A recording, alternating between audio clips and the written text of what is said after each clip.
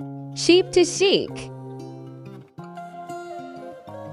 Dollar Tree Footstool Upgrade.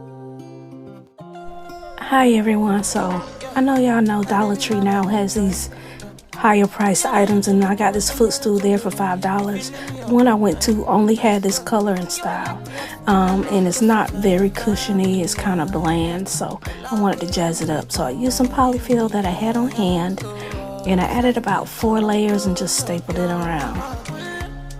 Alright, and then I have some cloth that I'm going to put on top of it and make it a little more luxurious, a little more plush for my home decor. I found this at Walmart. It was in the pieces bin. It's like a black velour fabric, and I'm just going around stapling it really good to the bottom side of that stool, pulling it tight, staple, staple, staple, pull it tight, staple. Now I'm cutting off the excess right here.